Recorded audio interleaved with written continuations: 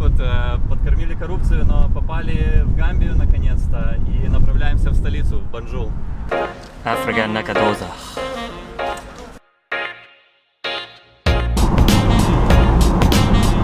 Что-то Африка легко дается. Нас втянули в коррупционную схему, где нас снесла барьер. Пошутить с нами не стоит. Проходим границу Сенегала и Гамбии. Прошли паспортный контроль. Здесь все достаточно хаотично. Люди что-то предлагают купить. Дети хотят с тобой пообщаться. Ну, поснимай. Ну, не хочу я. Ну, що, вони ж на тебе дивляться, і ти подивись на них. Ні.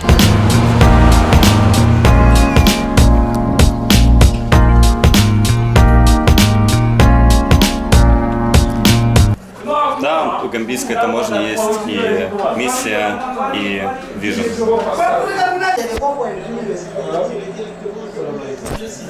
Играют в футбол, смотрят футбол. What do you like, Morocco or Portugal? I support Portugal. Ronaldo? Ronaldo. He will be the best star. Yes. Iniesta? Iniesta? Yes. Yeah. Барселона. Ну, вроде бы все быстро. Решили карнет не штамповать здесь, проехать Гамбию и вернуться в Сенегал. Тоже с тем же карнетом, а потом проштамповать его на выезде из Сенегала уже дальше в Гвинею. Посмотрим, прокатит ли наша идея. Ну, вроде бы пока нас никто не останавливает. Вот. Паспорт проштамповали, садимся в машину, выезжаем. Хотя тут можно было и так проскочить, если бы была нужда. In 3, 2, 1, go! 20 miles an hour, 30 miles an hour, 40, 50 miles, 60 miles an hour, 70 miles an hour! Украина в списке тех стран, которым нужна и виза, и клиренс, которые получить практически нереально.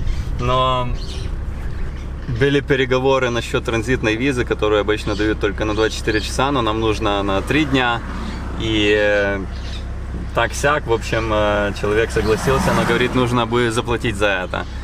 И потом поставил эту визу, как бы штамп, написал транзит, но не написал насколько. И тут я понял, что нас втянули в коррупционную схему. What? Потому что, получается, если бы мы просто наставили на том, что нам только 24 часа нужно пересечь границу, то виза выглядела бы точно так же. Хорошо, хоть я сторговался по цене, потому что он хотел 20 тысяч франков за одну визу, но я договорился за 20 тысяч франков за 2 визы. Это приблизительно 30 евро за 2 визы получается. Вот так вот подкормили коррупцию, но попали в Гамбию наконец-то и направляемся в столицу, в Банджул.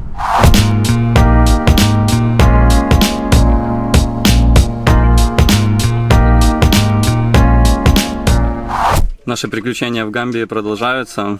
Нам нужно сесть на паром и перейти через реку. И на подъезду к пароме за нами угнался чувак, который вернул нас назад, говорит, нужно купить билет. Показал где, поехали, купили билет, вернулись назад, и тут он нас поставил в очередь, там полицейский, но говорит, что можно проехать дальше за взятку. Если кратко, если четко, только взятка, только водка. И причем дальше проехать, это значит просто встать в следующую очередь в конец ее.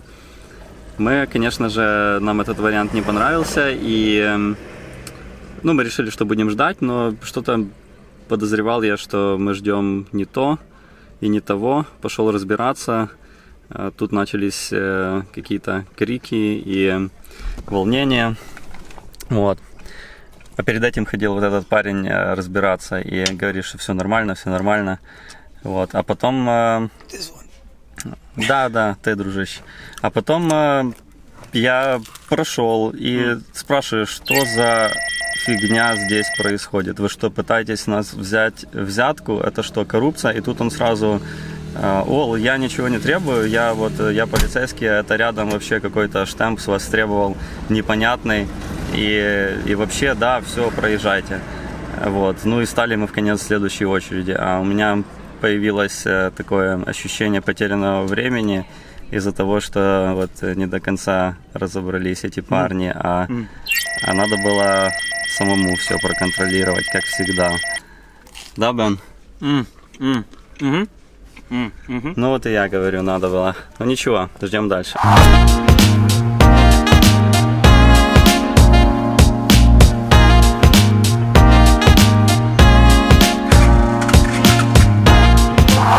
Ждем уже в легитимной очереди. Немножко продвинулись, перед нами 6 машин. Здесь мясорубка даже по африканским меркам, наверное. Хотя бывает и хуже. Тут кто-то без очереди прется, его стучат по машине, кричат, там барьер закрывают, он прорывается в последний момент. Я сегодня думал, что-то Африка легко дается. Но сегодня день коррупции и начинается челлендж. Money? Garo? Stilo. Garo? Stilo? Pick? Garo? No? Money? Money? Money? You're a monkey.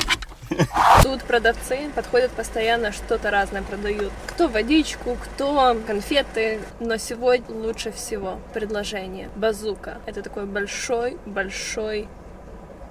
Что это? Не знаю на английском.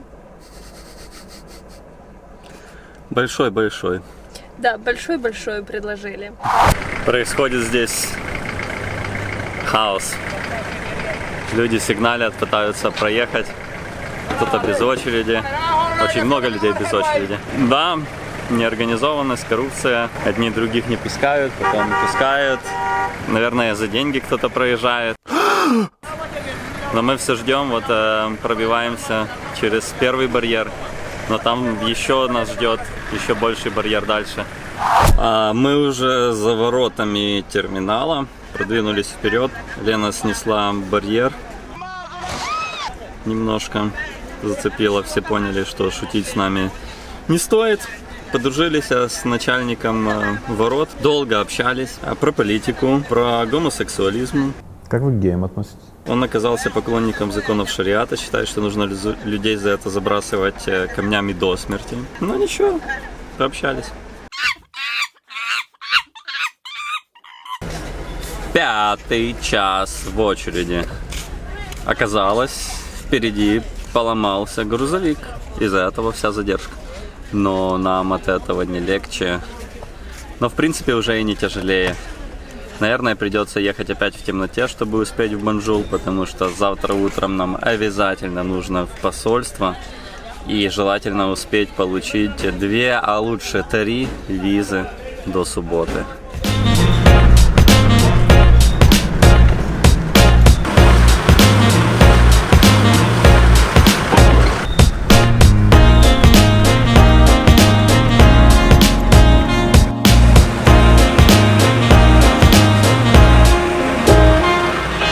From Ukraine. The ferry is from Ukraine. Yeah, from Ukraine, yeah.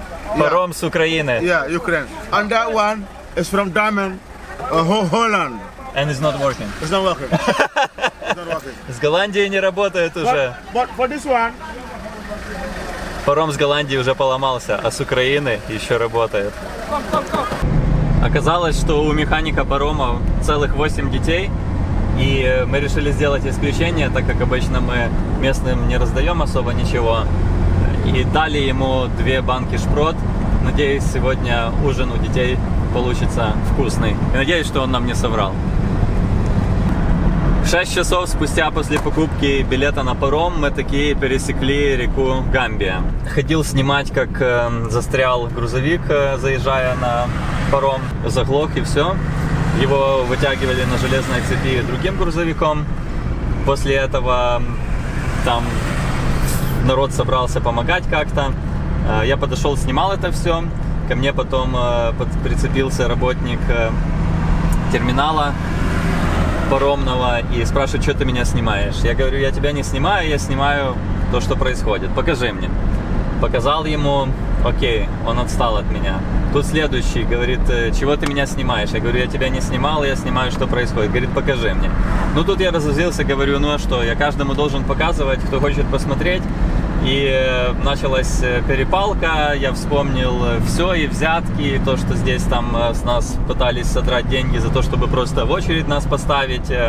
Оказалось, что я накричал немножко на начальника по безопасности этого всего терминала, но он впечатлился, отстал от меня. Потом мы подъезжали уже, он подошел спокойно, начал объяснять ситуацию, что те полицейские, которые вымогали от нас деньги, они не к паромной переправе относятся, а вообще национальная полиция.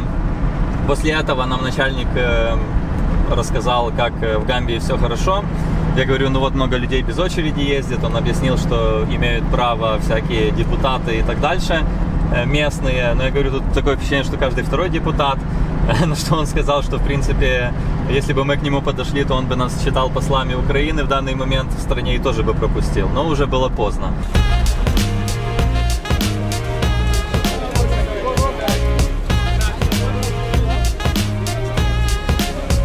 В Банджоу мы добрались уже в темноте. Там мы получили визу в Гвинею и Сьерра-Леоне и были готовы двигаться дальше. Не люблю прощаться, это грустные моменты всегда, но надеюсь, мы этих ребят скоро увидим.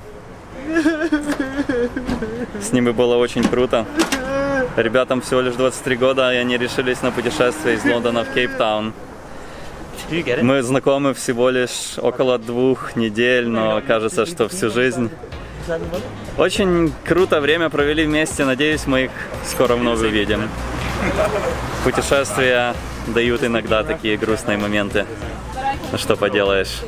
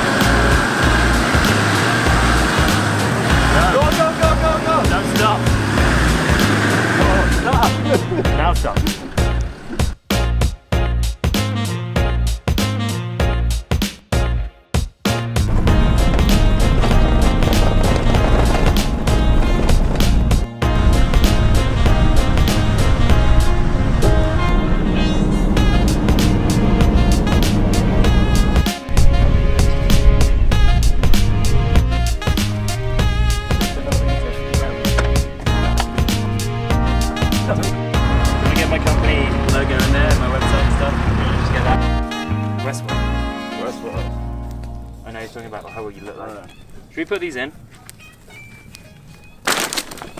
When you carry all this wood with the serious face, you look just like the Sandra Clegane. The who?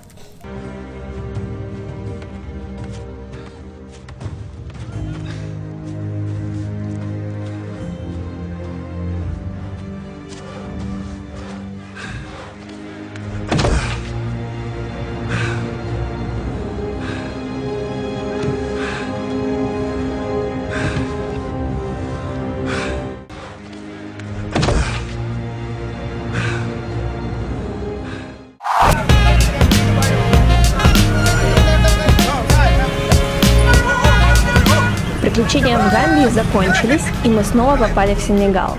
Несмотря на то, что в Северном Сенегале мы уже были, южная часть оказалась совершенно другой. В регионе Касаманс Сенегала интересная особенность.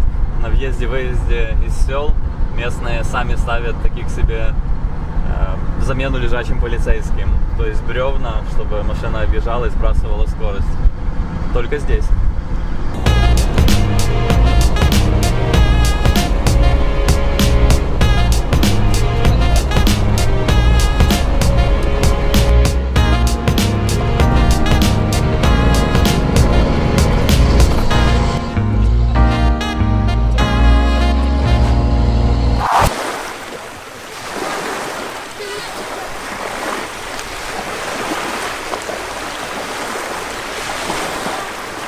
Сегодня у нас день отдыха, приближается уикенд. Мы на берегу реки Казаманс в Сенегале. Это целый район, который называется Касаманс. Отличается от севера Сенегала в особенности природой. Здесь больше джунглей, на севере больше полей. И здесь выращивают рис, на севере больше орехи, кешью и арахис. Сегодня мы получили визу в Гвинею-Бисау, то есть мы уже, в принципе, можем туда попасть, когда захотим. Отсюда буквально несколько десятков километров в Гвинею-Бисау. Там уже начнется сезон дождей, но пока что у нас есть выходные. До понедельника ничего мы не можем сделать в плане новых виз, поэтому остается только наслаждаться жизнью, и мы приехали на берег реки. Сейчас какое-то спокойное ощущение, очень хорошо. И, наверное, приятно находиться в той ситуации, когда на тебя не налетают дети, не налетают люди с любой возможностью продать тебе что-то. А в Гамбии такого ощущения не было. Более того, там было ощущение такое, что ты сделаешь чуть-чуть не так, и с тебя потребуют взятку.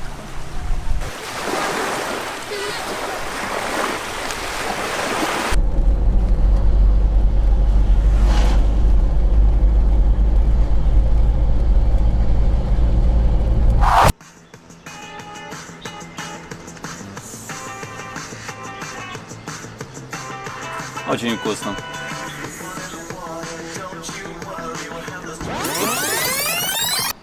Я больше всего боялась готовки, а оказалось это проще всего.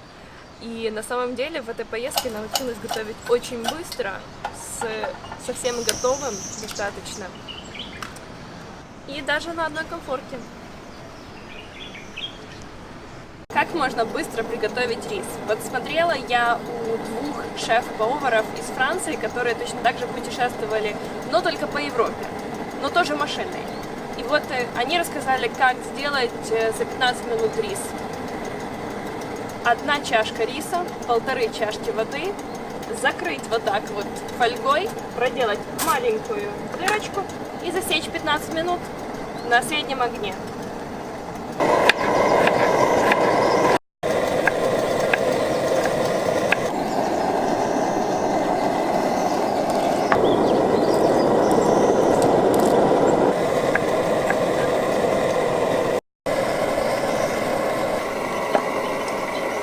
Самое вкусное, что может придать вообще любому блюду вкус, это пожарить лук и пожарить обязательно чеснок. И можно добавить к нему очень много всего, например, паприку, можно сушеный базилик, и это просто поменяет вкус блюда. А еще немаловажно добавить масло. Это не диетически, но безумно вкусно.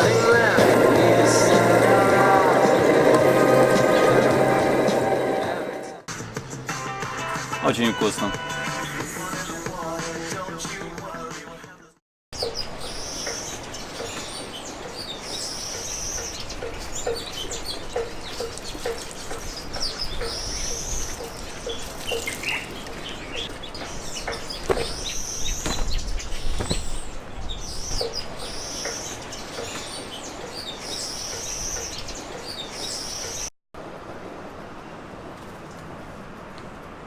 Ти дивись, які скотини сіли на наші вещи. Кто? Иди. Тут очень много природы. И очень классно заглядать на птичками.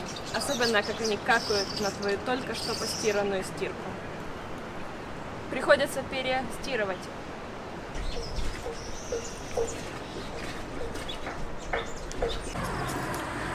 Сегодня у нас и день, и вечер отдыха. What? Впервые за всю поездку покупались в океане Атлантическом. Очень тепло. И город пустой весь. Курортный город, говорят, не сезон, хотя непонятно почему не сезон. Погода хорошая, море хорошее, но, видимо, приближаются дожди. Еще не приблизились, но скоро будут. По дороге назад из кемпинга в город мы услышали что-то интересное.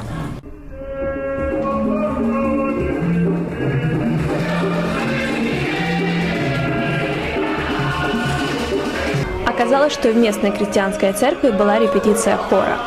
Мы стояли у входа и слушали, пока нас кто-то не заметил, не пригласил внутрь. Для меня это был незабываемый вечер.